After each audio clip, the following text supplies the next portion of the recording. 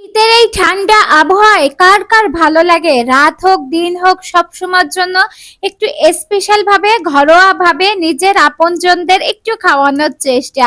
চলুন তাহলে আজকে শিখে নিই আমার হাতে স্পেশাল ভাবে চিকেনটা।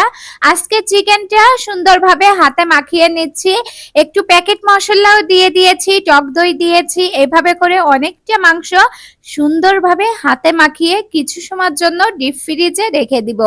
এইভাবে যদি মাংসটা মেখে আপনারা ডিপ ফ্রিজে রেখে দেন তাহলে চিকেনের ভিতর সমস্ত মশলাগুলো কিন্তু সুন্দরভাবে চলে যাবে, খেতে অসাধারণ লাগবে। টক দইও কিন্তু দিয়ে দিয়েছি, সর্ষের তেলও দিয়েছি। চিকেনটা সুন্দরভাবে মাখিয়ে রাখার পর সারাদিন ওইভাবেই রয়েছে ডিপ ফ্রিজে।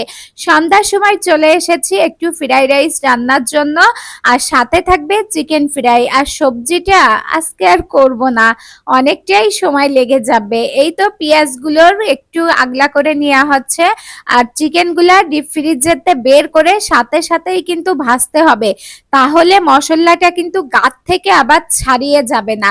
এই টিপসটা আসলে অনেকেই জানে না। আমি যেহেতু ইউটিউবে নতুন এসেছি, সবাইকে আস্তে আস্তে অনেক কিছুই উপহার দিব।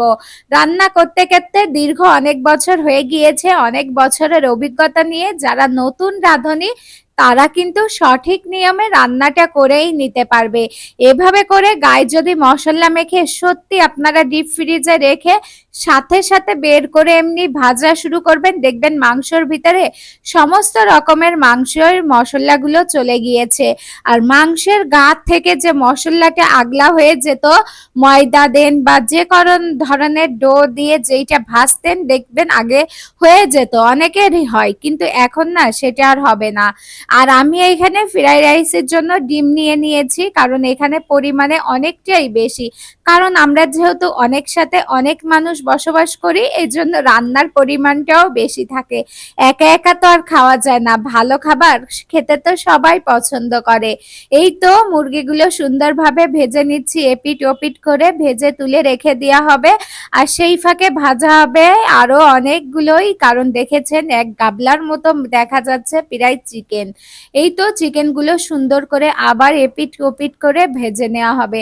আর এ পাশে কিন্তু ফ্রাইড রাইসের জন্য লবণ দিয়ে দিচ্ছি স্বাদ মতো, সয়া সস, ম্যাগি মশলার প্যাকেট, ডিমটা হালকা হালকা দিয়ে ভেজে ভেজে সরিয়ে রেখে আবার দিয়ে ভেজে ভেজে। এতে হবে কি, যদি আপনার পরিমাণে কম থাকে দেখতে কিন্তু কম লাগবে না, দেখতে আপনার অনেকটাই লাগবে। আর এই তো সমস্ত ভাতগুলো আগের থেকে পানি দিয়ে চাল দিয়ে ফুটিয়ে রেখা হয়ে গিয়েছে। এখন এইটাকেও সুন্দরভাবে একসাথে ঝাঁকানাকা করে মাখানো হয়ে যাচ্ছে। আর একটু যদি ঘি দিতে পারেন তাহলে মনে হবে যে আপনি বাইরের দোকান থেকেই নিয়ে খাচ্ছেন, কারণ ঘিতে যে এতটা ফ্লেভার আসবে আপনাদের চিন্তার বাইরে। আমরা অনেকেই জানি না যে ফ্রাইড রাইসে ঘি ব্যবহার করতে হয়, সেই টিপসটাও আজকে আপনাদের জানিয়ে দিচ্ছি। স্পেশাল ভাবে সমস্ত টিপস পেয়ে যাচ্ছেন। আর সবজিটা বাইরের থেকে কিনে আনা, এজন্য রেসিপি দেখাতে পারলাম না। ধন্যবাদ।